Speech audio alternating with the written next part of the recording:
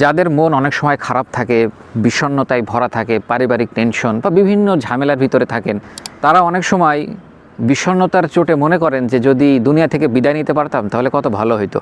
আপনাদের জন্য ছোট্ট একটা পরামর্শ, এই পরামর্শটা যদি 7 দিন আমল করতে পারেন, ইনশাল্লাহ 7 দিন না হলে 14 দিন, না হলে অন্ততপক্ষে সর্বোচ্চ 40 দিন যদি আমল করতে পারেন, ইনশাল্লাহ আপনাদের এই সমস্যার সমাধান হয়ে যাবে এবং আপনাদের জন্য ভালো কোনো রাস্তা আল্লাহ তাআলা দেখিয়ে দেবেন। সমাধানটি হলো, আপনারা আজান দেওয়ার সাথে সাথে মসজিদে ঢুকবেন এবং মসজিদ থেকে বের হবেন সবার পরে।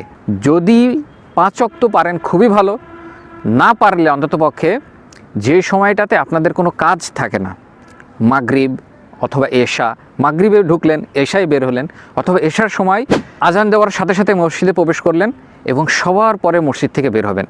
সবার পরে মসজিদ থেকে কেন বের হবেন? স্বাভাবিকভাবে আপনি তো আর এমনি বসে থাকবেন না, কিছু না কিছু আমল আপনার চলতেই থাকবে ইনশাআল্লাহুল আজিজ। আমি এতটুকু আপনাদেরকে ভরসা দিতে পারি, আপনার যত বিষণ্ণতা, যত কষ্ট আছে আল্লাহ তাআলা দূর করে দেবেন ইনশাআল্লাহ।